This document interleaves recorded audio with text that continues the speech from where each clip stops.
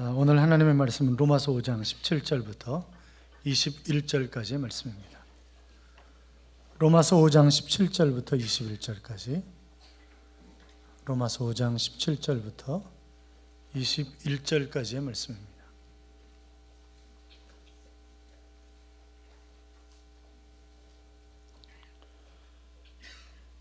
신약성경 246쪽인데 찾으셨으면 하며 교독합니다. 제가 17절 있습니다. 한 사람의 범죄로 말미암아 사망이 그 한 사람을 통하여 왕노릇하였은즉 더욱 은혜와 의의 선물을 넘치게 받는 자들은 한 분 예수 그리스도를 통하여 생명 안에서 왕노릇하리로다.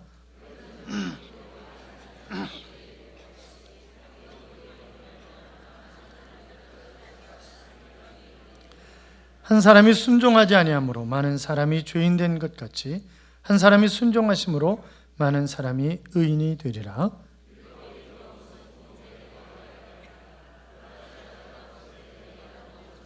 같이요. 이는 죄가 사망 안에서 왕노릇한 것 같이 은혜도 또한 의로 말미암아 왕노릇하여 우리 주 예수 그리스도로 말미암아 영생에 이르게 하려 함이라.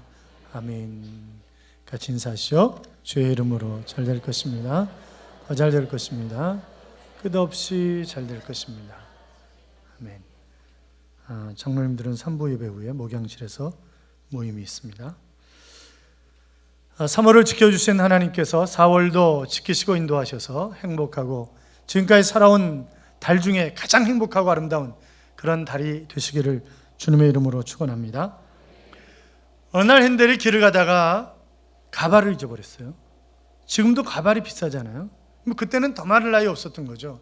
아니 그런데 어떻게 정신을 어디다 쏟고 다니는지 머리가 시원해졌는데 모르고 그냥 다녔단 말이죠. 야, 이거 큰일 났구나. 이 가발 어떻게 찾냐. 그런데 누가 가발을 쑥 내미는 거예요. 보니까 바로 이발소의 아가씨였습니다. 그래서 그 이발소에 자주 놀러 가는 거죠. 왜? 그 아가씨 만나러. 그러다가 그 아가씨와 사랑을 하게 되었습니다. 핸델은 그녀와 결혼할 생각을 가지고 자신의 오라토리오 이 메시아의 친필 악보를 선물로 주었어요. 어느 날 또 이발소를 찾아갔습니다. 그런데 그 아가씨가 핸델이 온 줄 모르는 거예요. 그러면서 다른 사람 머리를 만지면서 다른 이발사에게 이렇게 얘기를 하는 거죠. 악보 몇 장만 찢어와요. 머리 감게. 이렇게 얘기를 하는 거예요. 그 얘기를 듣고 핸델은 너무나 큰 충격에 빠졌습니다.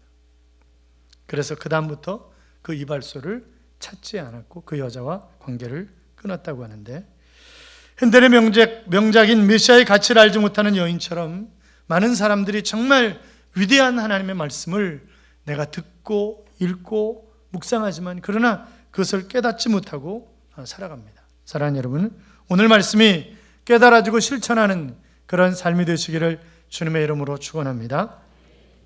예레미야라고 하는 선지자가 있었어요. 이분은 별명이 눈물의 선지자입니다.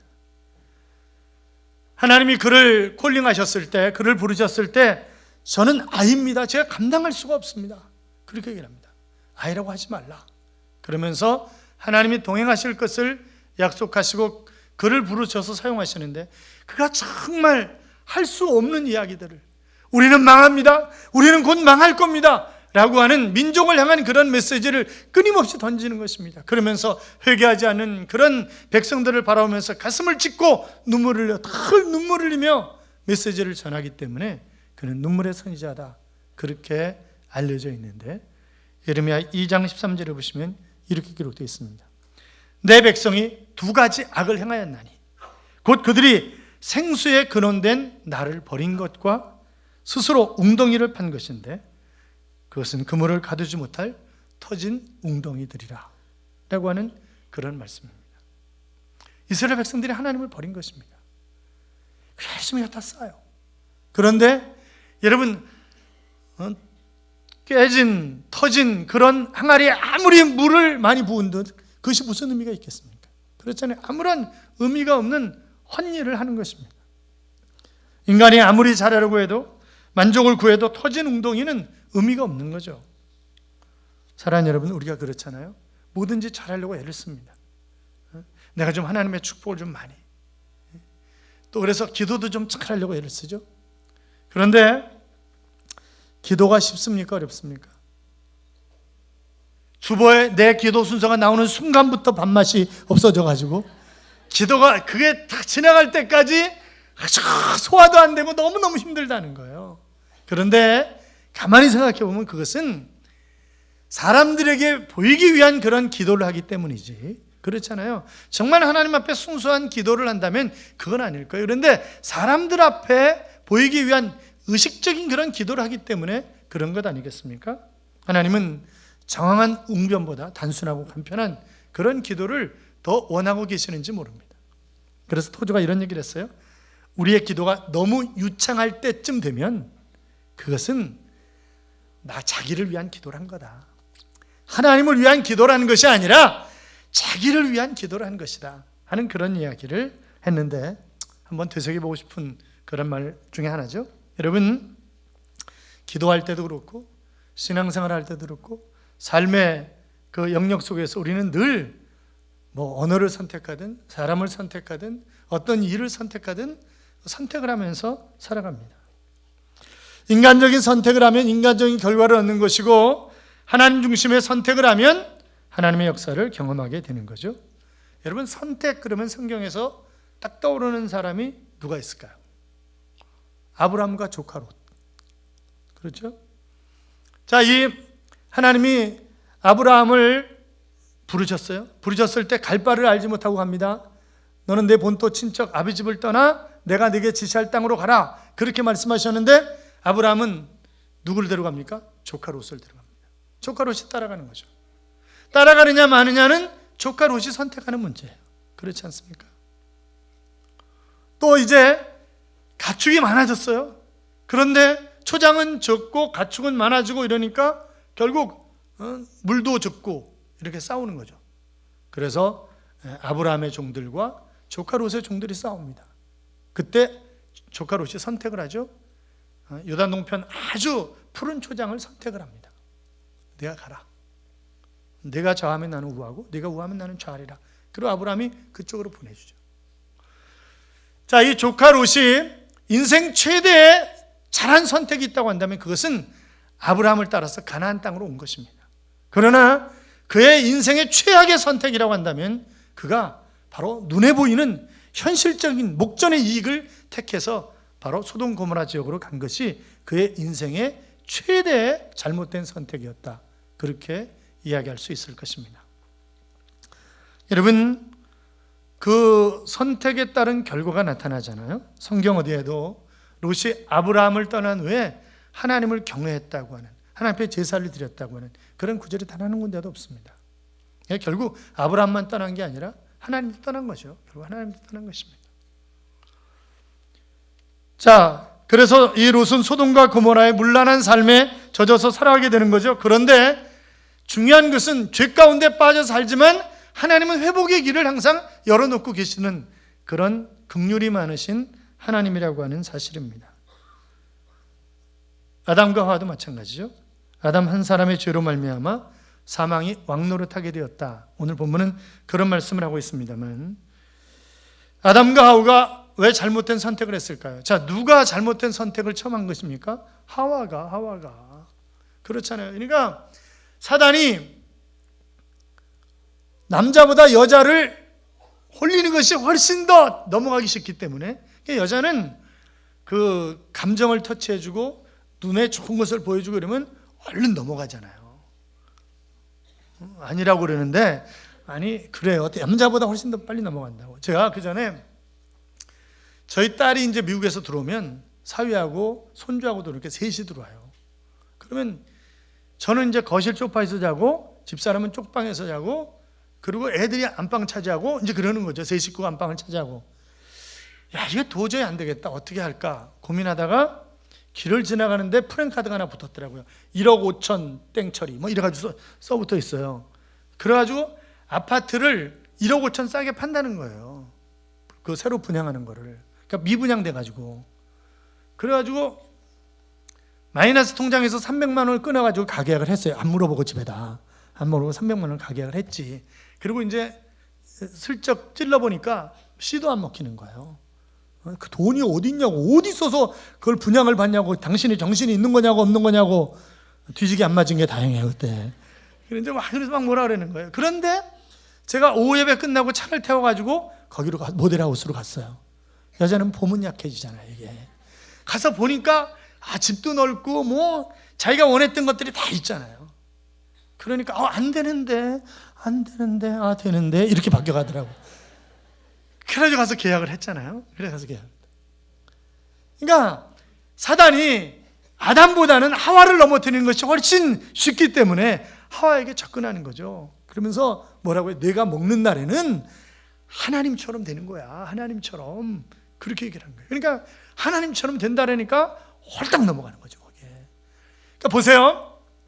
지금까지 전혀 부족함이 없는 그런 행복한 부부였습니다. 그렇지 않습니까? 먹을 걸 걱정하려 됩니다. 천지에 널려 있는 게 먹을 겁니다. 입을 걸 걱정합니까? 아니요. 벗고 사는데 뭐 입을 걸 왜 걱정하겠어요? 걱정할 게 아무것도 없어요. 누가 내 마누라를 엿볼까 봐 걱정을 합니까? 누가 내 남편을 유혹할까 봐 걱정을 합니까? 전혀 아무런 걱정이 없는 정말 행복한 곳이 에덴 동산이었습니다. 그런데 사단이 하는 이야기를 듣는 순간부터 바뀌는 거예요. 지금까지 살아왔던 행복한 삶은 전혀 생각이 안 드는 거고 하나님처럼 된대. 그것만 생각이 나는 거죠. 그러니까 얼른 먹잖아요, 선악과를. 얼른 먹고 남편한테 주죠. 먹으라고. 여자한테 이기는 남자 한번 손 들어보세요. 여자한테 이기는. 못 이겨. 여보 먹어. 먹으면 죽는다 그랬는데 당신 나 사랑해 안 사랑해? 응? 둘 중에 하나 선택해. 알았어. 이러고 먹잖아요. 왜 하나님 책임을 누구한테 묻는 거예요? 아담한테. 내가 범죄했다. 끊임없이 아담아. 하나님은 아담에게 책임을 묻는 거예요. 왜? 질서상 가장이 남편이고 그렇기 때문에 바로 이 아담에게 끊임없이 그래서 아담 한 사람이 범죄함으로 말미암아 사망이 왕노릇하였느니라 뭐 이러든지 아담 한 사람 때문에 끊임없이 성경은 하와 때문에 그렇게 얘기하지 않습니다. 아담 때문에 그렇게 얘기를 하잖아요. 그러니까 남자가 잘해야 돼요. 남자가 집에서 여자 때문에 온 똥바가지 뒤집어 쓸 수 있어요. 남자가 잘해야 됩니다. 신앙생활 잘하고 신앙 믿음으로 가이드 역할을 남자가 잘해야 된다고. 그런데 우리가 남자가 여자들보다 믿음이 별로 안 좋아요. 그런데 우리 교회 남자들은 또 믿음이 좋아서 참 감사하기도 하지만, 자 어떻든 여호수아 24장 15절에 보시면 이런 말씀이 있습니다.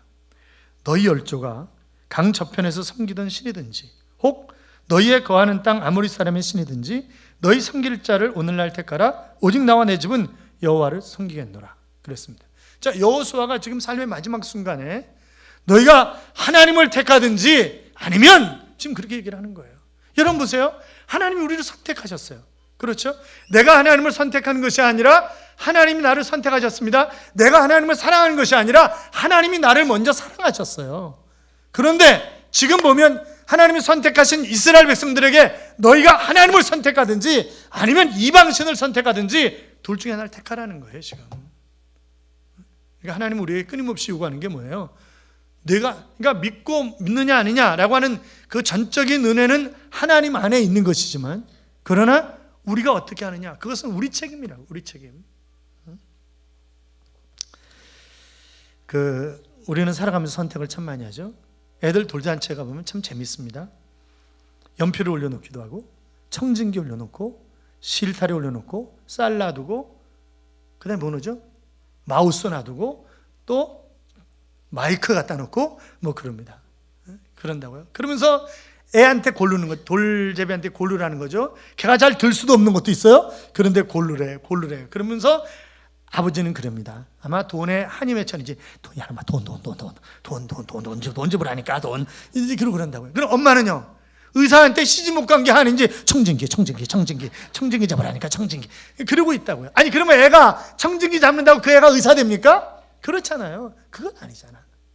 돈 잡는다고 벼락 부자 됩니까? 그건 아니라고. 물론 재미로 한다고 얘기할 수 있지만 정말 믿음 없는 그런 모습을 우리가 하고 있는 게 아닌가 하는 그런 생각도 하게 됩니다. 어느 교회에서 남성교회를 마치고 술집에 갔대요. 어떻게 됐겠어요? 난리가 난 거지. 난리가 난 거고 교회 전도문이 완전히 막혀버린 거예요. 난리가 난 거예요. 그러니까 막 집에서 당신은 왜 술 먹었으니까 아니 내가 안 먹었는데 이 집사가 자꾸 가자 그래가지고 어쩔 수 없이 따라간 거야. 그렇게 얘기해요. 그 집에서 이제 또 그러는 거죠. 김 집사님 부인이 이 집사님 부인한테 교회 와가지고 집사님 남편이 먼저 꼬셔가지고 갔대잖아. 그러니까 무슨 얘기하는 거야? 우리 남편은 당신 남편이 꼬셨다던데. 이러고 또 싸우네 둘이. 그래가지고 그 교회 남성교회가 없어졌다나 뭐 하여튼 그러더라고요. 이게 참 여러분 그렇잖아요. 내가 믿음이 좋으면 술 마시러 가지 않으면 믿음이 좋으면 뭐라고요? 성경에 우리 몸이 하나님의 성전이라 그랬는데 어떻게 성전을 알코올로 도배하겠어? 아니, 믿음으로 이거 잘 이겨야 돼. 그러면서 그 사람을 잘 인도하도록 애를 써야 되는 거 아니겠어요? 저도 술을 마셔봐서 잘 알아요. 제가 수원병장에 술이 떨어지냐 제가 떨어지냐 시합했는데 제가 이겼잖아요. 그래서 수원병장에 술이 떨어져가지고 그 밤에 소방차 내보내가지고 술 사오다가 투수다 단장한테 걸려가지고 대대장 끌려가지고 오지게 맞고 이랬잖아요. 그게 제가 잘 알아요. 그게 그런데 성령 충만하고 은혜 받으니까 쳐다보기도 싫더라고요. 쳐다보기도. 그게. 그러니까 안 충만하면 자꾸 기웃거리게 되는 거고, 내가 하나님 은혜 안에 있으면 그건 아주 냄새나고 싫어지는 게 되는 거죠. 담배도 마찬가지고 다 마찬가지 아니겠어요? 그러니까 믿음 좋은 사람이 안 좋은 사람을 기다리면서 잘 가이드를 해줘야 되는 거죠. 처음부터 다 믿음이 좋은 건 아니니까. 그렇잖아요. 어떤 사람은 그냥 교회 나오는 것만 해도 감사한 사람들이 많잖아요. 그러니까 그건 잘 인도를 해주면 되는 거지. 여러분 17절부터 19절까지 보세요. 17절부터 19절까지 같이 읽어요. 한 사람의 범죄로 말미암아 사망이 그 한 사람을 통하여 왕노릇하였은즉 더욱 은혜와 의의 선물을 넘치게 받는 자들은 한 분 예수 그리스도를 통하여 생명 안에서 왕노릇하리로다. 그런즉 한 범죄로 많은 사람이 정죄에 이른 것 같이 한 의로운 행위로 말미암아 많은 사람이 의롭다 하심을 받아 생명에 이르렀느니라. 한 사람이 순종하지 아니함으로 많은 사람이 죄인 된 것 같이 한 사람이 순종하심으로 많은 사람이 의인이 되리라. 아멘. 여러분 한 사람의 범죄가 뭐예요? 그 사람의 욕망이잖아요. 욕망. 그 욕망 따라 살아가는 거예요. 여러분 한 사람의 욕망 때문에 그 공동체가 무너질 수 있습니다. 그렇잖아요. 한 사람의 정말 아름다운 모습 때문에 그 공동체가 아름답게 세워질 수도 있다고요. 아담 한 사람 때문에 뒤에 태어나는 인간은 다 뭘로 태어나는 거예요? 죄인으로 태어나는 거예요. 그냥 태어날 때부터 죄인이에요. 다 죄인으로 태어나는 거예요. 왜? 아담과 하와가 범죄한 것 때문에. 그런데 한 사람 예수 그리스도로 말미암아 그분이 죄값을 감당하고 십자가에 못 박혀 돌아가심으로 그분을 믿는 사람들마다 의인이 된 거죠. 그러니까 이제는 우리가 죄인이 아니라 의인이 될 수 있는 것은 바로 한 사람으로 말미암아. 한 사람으로 말미암아. 한 사람 때문에 사망이 왕노릇하고 한 사람 때문에 의인이 되고 이제 그렇게 된단 말이죠. 그러니까 문제는 뭐냐? 우리가 사람들이 하는 소리에 귀를 기울이면 안 된단 말이죠. 하나님이 하시는 말씀에 귀를 기울여야지. 사단이 사람을 통해서 속삭이는 말에 귀를 기울이면 그러면 망하는 겁니다. 그거는. 그렇잖아요. 그래서 하나님을 알게 하는 그 하나님처럼 선과 악을 알게 한다. 여러분 그 선과 악을 모를 때는요 그냥 하나님이 하라는 대로 했어요. 순종하며 살았어요. 그러니까 악은 안 저지르는 거죠. 그러니까 그냥 하나님 원하시는 삶을 살아가는 거죠. 그런데 선과 악이 무엇인가를 구분하게 됐어요. 제일 먼저 보이는 게 뭐예요? 오, 뻘개 벗었네. 이건 수치스러운 일이야. 그리고 무화과 드레스를 만들어서 입잖아요. 예. 그러니까 그러면서 끊임없이 갈등하는 거예요. 이게 선과 악인데 하나님은 이걸 원하시는데 나는 이걸 하고 싶어. 그래가지고 내 안에서 끊임없이. 그래서 사도 바울이 뭐라고요? 오라 나는 곤고한 사람이라다. 이 사망의 몸에서 누가 나를 건져내라. 이러면서 한탄하는 그런 모습을 우리가 볼 수 있지 않냐 이 말이죠. 사랑하는 여러분, 그러니까 내 안에 욕망과 순종이라고 하는 것이 끊임없이 전투를 벌리는데 나는 누가 이긴다 그랬어요? 내가 먹이 주는 것에 따라 이긴다 그랬어요. 그러니까 내가 성령 충만한 그런 삶을 그쪽으로 내 몸을 던져버리면 그냥 편안하게 하는 거예요. 그런데 가만히 있으면요, 둘이서 싸우는 것 때문에 내가 얼마나 고통스러운, 예수 믿지 않을 때는 그런 고통은 없었는데 예수 믿는 것 때문에 내 안에서의 갈등 때문에 욕망과 이 순종 사이의 갈등 때문에 너무너무 괴로운 그런 삶을 살아가게 된단 말이죠. 여러분 보세요. 잘못된 욕심으로 잘못된 투자를 한 일이 그래서 그것 때문에 날아간 돈이 다시 돌아옵니까? 절대 돌아오지 않습니다. 누군가 꿰매 빠져서 잘못된 보증을 서가지고 길거리에 나가는 사람도 있습니다. 그럼 누가 집을 줍니까? 그건 아닙니다. 그렇잖아요. 부모님과 주변의 충고를 받지 아니하고 지멋대로 결혼에 빠져가지고 파탄지경이 일어났다고 그것이 처음으로 다시 돌아갈 수 있습니까? 그럴 수 없습니다. 그건 그럴 수 없다고요. 그래서 우리가 잘 선택을 해야 되는데 문제는 내가 선택을 잘할 만큼 능력이 나에게 없다고 하는 게 문제죠. 그렇잖아요. 나에게 그런 능력이 없다고요. 신명기 11장 26절에 이하에 보시면 이런 말씀이 있습니다. 내가 오늘날 복과 저주를 너희 앞에 두나니 너희가 만일 내가 오늘날 너희에게 명하는 너희 하나님 여호와의 명령을 들으면 복이 될 것이요 너희가 만일 여호와의 명령을 듣지 아니하고 본래 알지 못하던 다른 신들을 쫓으면 저주를 받으리라 그랬습니다. 자, 그러니까 오늘날 지금 말이에요. 지금 내가 복된 자리를 차지할 수도 있고 저주된 자리를 차지할 수도 있다는 거예요. 그러니까 하나님이 나에게 원하시는 삶을 살아가면 나는 복 있는 삶을 살아가는 것이고, 하나님이 원하시는 말에 순종하지 않고 불평하고 내 멋대로 살아가면 나는 저주의 삶을 살아가는 것입니다. 하나님 우리에게 율법을 주셨어요. 본래 율법을 주신 의도가 뭐예요? 우리를 골탕 먹이려고요? 아니요. 그 율법을 지키는 자에게 상을 주시려고 율법을 주셨는데 율법 못 지키는 거예요. 인간이 못 지키는 거예요. 지킬 수가 없어요. 못 지키는 거예요. 그래서 율법을 깊이 알면 알수록 내가 얼마나 큰 죄인인가를 점점 더 깨닫고 더 깊은 구렁 속에 빠져들어가게 되는 거죠. 자, 그러면 율법만으로는 망하는 거예요. 그렇잖아요. 율법만으로는 망하는 것입니다. 그런데 하나님이 은혜를 허락하신 거죠. 우리가 하나님은 일 앞에서 복을 받든지 저주를 받든지 둘 중에 하나인데, 여러분 하나님의 일은 장난이 아니잖아요. 제가 늘 말씀드리잖아요. 일이라는 단어와 축복이라는 단어는 어원이 같다. 그러니까 하나님이 나에게 어떤 일을 맡기셨다고 하는 것은 나에게 복을 주시기 위해서 맡기신 것인데, 내가 그것을 거절하면요, 그럼 복 받을 생각을 하지 말아야 되는 거예요. 그 원리가.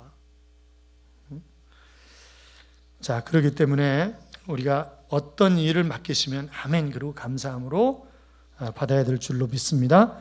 여러분 보세요. 아담과 하와가 범죄한 후에 하나님께로 돌아갈 방법을 찾습니까? 안 찾습니다. 그래서 항상 하나님 먼저 찾아다니시는 거죠. 아담아, 아담아, 내가 어디 있냐? 정원을 거니시면서 아담아, 아담아, 내가 어디 있느냐? 하나님이 찾으신다고요. 숨었어요. 왜? 죄를 지은 인간이 제일 먼저 나타나는 현상은 하나님과 대면하기 싫은 거예요. 하나님이 두려운 거예요. 그러니까 숨은 거죠. 지금 하나님이 어디 숨어 있는지 몰라가지고 아담아, 아담아, 내가 어디 있냐? 이렇게 물으시는 것입니까? 아니요. 어디 있는지 알아요. 그런데 내가 있어야 할 위치에 있지 않고 지금 어디가 있는 거냐 도대체? 너 어디서 뭐 하는 거냐 지금? 그렇게 물으시는 거잖아요. 존 밀턴은 신라곤에서 이것을 다행스러운 타락이다 그랬는데, 왜냐하면 보세요. 하나님이 그들이 선악과를 따먹고 숨었다고 해서 그냥 버리신 거 아니잖아요. 그들을 찾아가시잖아요. 왜요? 그들에게 회복의 길을 알려주시기 위해서. 그래서 무화과 들에서는 어때요? 햇빛이 나고 햇빛은 쨍쨍, 모래알은 반짝, 이러면 다 말라가지고 이거 다 가려운 거 다 다시 보이게 되고 이러잖아요. 그래서 하나님이 짐승을 잡아가지고 가죽 옷을 지어 입히신단 말이죠. 그 가죽 옷은 뭐예요? 예수 그리스도가 십자가에 못 박아 피 흘려 돌아가신 그것을 상징하고 있는 것이란 말이죠. 그러니까 우리는 예수 그리스도의 보배로운 피 때문에 우리의 모든 죄악이, 그러니까 뭐예요? 지금 회복이라고 하는 말은 죄를 가리워줬다는 말이에요. 죄를 하나님이 가리워 주었다는 것입니다. 이사야 1장 18절에 보시면 그래서 성경은 이렇게 말씀하죠. 오라, 우리가 서로 변론하자. 너희의 죄가 주홍같을지라도 눈과 같이 희어질 것이요 진홍같이 붉을지라도 양털같이 희게 되리라. 그렇게 말씀하십니다. 우리가 주님 앞에 나아가기만 하면, 주님께 아뢰기만 하면, 내가 돌아서기만 하면 모든 죄가 해결되는 그런 회복의 길을 하나님은 우리에게 열어놓으신 것입니다. 누구를 통해서요? 예수 그리스도를 통해서요. 자, 20절 보세요. 20절 21절 같이 읽어요. 율법이 들어온 것은 범죄를 더하게 하려 함이라. 그러나 죄가 되온 곳에 은혜가 넘쳤나니 이는 죄가 사망 안에서 왕노릇한 것 같이 은혜도 또한 의로 말미암아 왕노릇하여 우리 주 예수 그리스도로 말미암아 영생에 이르게 하려 함이니라. 아멘. 자, 어떻게든지 내가 죄와 싸워서 이겨보려고 하지만 내 힘 가지고는 안 되는 것입니다. 율법은 늘 우리에게 무거운 짐이었다고요. 왜냐하면 죄의 능력이 늘 율법을 통해서 드러났기 때문에 이것도 죄고 이것도 죄고 그것도 죄고. 그러니까 그런데 뭐예요? 하나님은 죄보다 은혜의 언덕을 훨씬 더 높이 쌓고 계시는 거죠. 그래서 하나님 안에 들어가기만 하면, 바로 하나님 품 안에 있으면 그 은혜의 언덕에 올라가는 것입니다. 사랑하는 여러분, 회복이 참 놀랍지 않습니까? 그러니까 우리가 그 큰 죄를 졌다 할지라도 하나님 더 큰 은혜를 경험할 수 있도록 해주시는 하나님. 그것이 얼마나 감사하고 놀라운 일이냐 말이죠. 하이럼 스미스가 쓴 그 인생에서 가장 소중한 것이라고 하는 책이 있습니다. 한 성공한 기업가에게 어떻게 성공할 수 있게 되었냐고 물어봤어요. 그랬더니 제가 선택을 잘했기 때문입니다. 그래요? 그러면 어떻게 선택을 잘하시게 되었습니까? 라고 물었더니 경험을 통해서 그렇게 되었습니다. 아니, 어떤 경험을 통해서요? 잘못된 선택이라고 하는 경험을 통해서 제가 바른 선택을 하게 되었습니다. 라고 하는 그런 고백을 하게 되는 거죠. 사랑하는 여러분, 우리가 끊임없는 그런 삶의 여정 가운데 혹시나 잘못된 선택을 했다 할지라도 뭐 하면 돼요? 돌아서면 됩니다. 하나님 앞에 돌아서면 된다고요. 우리가 잘못된 선택의 길로 갈 때 일시적인 만족과 성공하는 것처럼 보일 수도 있습니다. 그렇잖아요? 그러나 결단코 그게 아니란 말이죠. 나중에 보면 그것은 완전히 점점 나도 모르게 수렁에 빠지게 되는 것을 우리가 보게 됩니다. 그 인터넷에 이렇게 누가 써놨더라고요. 대문 앞에다 크게 개조심, 그렇게 써놓은 사람의 마음은 정말 조심하라고 하는 마음인가, 아니면 물려도 난 책임 없어, 그런 마음인가. 공중변소에 온통 신사용, 숙녀용 이렇게 써있는데 그럼 나 같은 건달은 어디로 들어가라는 얘기인가? 우리 마누라는 온갖 정성을 다해서 눈화장을 했는데 선글라스는 왜 쓸까? 물고기 IQ가 0.7인데 그러면 물고기를 못 잡는 낚시꾼의 IQ는 과연 얼마나 되는 것일까? 오랜만에 레스토랑에 가서 돈가스를 먹는데 콧등이 가려워서 스푼으로 긁었더니 마누라가 막 야단을 치는데 그럼 포크나 나이프로 긁으라는 얘기인가 도대체? 어떤 선수는 힘이 세지라고 계속 소고기를 먹어서 힘이 세지는데 나는 끊임없이 물고기를 먹는데 왜 수영을 못할까?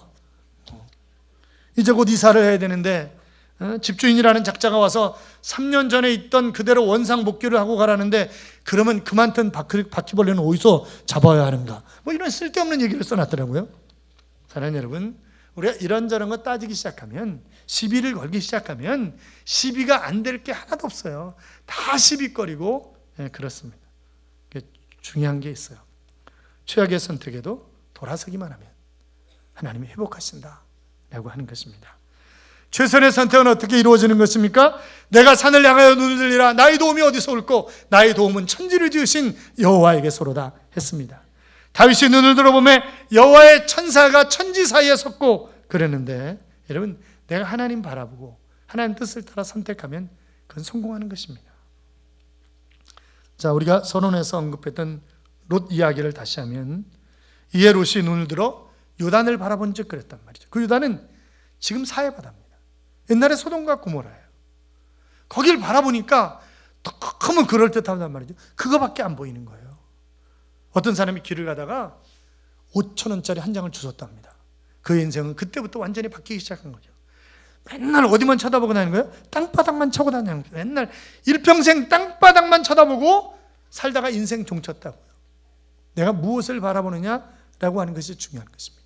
하나님이 아브라함에게 야, 산으로 올라와, 그냥 동서남북을 다 바라봐라, 이거 다 네 거다, 하나님 그러시잖아요. 그러니까 우리가 높이 올라가서 바라보면, 그러면 여기저기 다 바라보고 큰 그림을 그릴 수 있는데 한 곳만 바라보면 거기만 있는 줄 안단 말이죠. 거기만.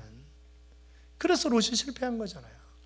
그래서 결국 롯의 아내가 소금 기둥이 되고 유황불이 내리고 이러면서 완전히 망한 그 땅이 뭐예요?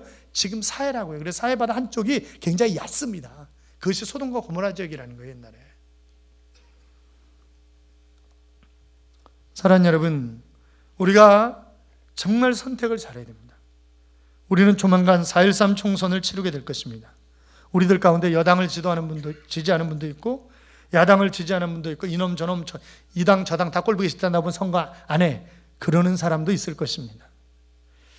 얼마나 많은 문자 메시지와 전화가 오는지 몰라요. 뭐 새누리당 개소식한다, 또 뭐 더불어민주당 개소식한다, 국민의당 개소식한다, 또 어떤 사람은 부산 뭐 광명 이런 데서 문자 메시지를 왜 보내는지 모르겠어요. 부산에 사는, 부산 출마하는 사람이 왜 저한테 왜 보내? 그런 거 많이 받으셨죠? 여기저기서 다 보내는 거예요. 한 번에 또 공릉동 여론조사 연구소인데요. 그러면서 이번 선거에 3번 국민의당 찍으실 건가요? 이렇게 물어보더라고요. 그거는 여론조사하는 게 아니라 아마 3번 국민의당 선거운동원이 아닌가, 이제 그런 생각을 하게 돼요. 제가 끊임없이 받는 문자 메시지가 있습니다. 정말 끊임없이 받는 문자 메시지가 있는데, 그거는 한국기독교연합회, 한국교회연합, 한국교회지도자연합회, 한국장로회총연합회, 하여튼 한국 모든 교회가 하나 돼가지고 지금 선거운동을 하고 있습니다. 이런 거죠. 우리가 그동안 동성애, 이슬람, 차별금지법 등을 막기 위해서 백방으로 노력을 했지만 소용이 없었습니다. 유럽과 미국을 보십시오. 수수방관하다가 결국 교회가 복음을 전할 수 없게 되었고, 교회 안에 동성연애자들이 판을 치고 그들의 주례를 해주지 않으면 목사가 감옥에 가고, 거기에 대해서 목사가 이런저런 언급을 할 수가 없고, 완전히 소돔과 고모라가 되지 않았습니까? 그러니 이제는 우리가 정신을 차리고 기독교인들이 하나가 되어서 정말 예수쟁이를 국회로 보내야 합니다. 인물 선거는 뭐 인물다운 그런 인물을 뽑아야 되지만, 정당은 기호 5번 기독자유당을 뽑아주십시오. 그런 문자 메시지를 끊임없이 보낸다고요. 그리고 한 사람이 20명씩 개인적으로 보내는 것은 선거법에 저촉이 되지 않습니다. 방법까지도 가르쳐줘요. 방법까지 가르쳐요. 지난 주일 부활절 연합예배를 이제 광림교회에서 드렸는데, 이제 순서자들이 먼저 이제 도시부터 모여가지고 이제 이런저런 얘기들을 이제 같이 하고 있었어요. 그런데 바로 제 옆자리에 이제 여의도 순복음교회 이영훈 목사님이 이제 옆자리에 있었는데 저한테 그러시더라고요. 목사님, 이번에 일이 잘 될 것 같아요. 우리가 정말 열심히 뛰어가지고 250만 명이 서명을 했습니다. 이제 한 300만 명은 최소화 되지 않을까 생각을 합니다. 그러면 우리가 동성애, 이슬람교 다 막을 수 있습니다. 이제 목사님도 열심히 하고 계시죠? 그래서 네, 그냥 그러고 말하는데, 문자 메시지 속에 고문에 제 이름도 들어있더라고요. 거기. 그러니까 뭐 조영기 목사님을 위해서 원로 목사님들 각 교단장 이름이 다 들어가 있으니까 이제 제 이름도 거기에 들어가 있더라고요. 어디를 고문하려고 그러는지는 잘 모르겠는데, 하여튼 우리는 하나님의 뜻을 따라 잘 선택을 해야 합니다. 그것이 일이든 그것이 사람이든 그것이 어떤 것이든 하나님이 과연 무엇을 기뻐하실까, 어떤 것이 하나님의 일일까라고 하는 것을 잘 생각하고 선택을 해야 되는 거죠. 사랑하는 성도 여러분, 선택은 자유입니다. 그러나 그 선택에 대한 책임도 우리가 져야 하는 것입니다. 선택은 바로 미래를 결정하는 것입니다. 누구나가 옳은 선택을 하려고 하지만 심각한 것은 우리에게 그런 능력이 없다고 하는 것이 심각한 것이죠. 무슨 일을 하든 어떤 사람을 선택하든 여러분 믿음으로 선택하시기 바랍니다. 선택이 후회 없는 선택이 되시기를 주님의 이름으로 축원합니다. 기도하겠습니다. 우리가 잡심해서 같이 기도합시다. 우리가 일을 할 때 그것이 어떤 일이든지 간에 하나님이 과연 기뻐하시는 것인가 아닌가, 그래서 하나님의 뜻을 따라 선택함으로 복 있는 삶을 살아가는 하나님의 자녀가 될 수 있도록 기도합시다. 같이 기도할까요? 살아계신 하나님 아버지, 감사합니다. 이 하나님의 뜻을 주님이 도와주시기 원하며 신실하신 하나님,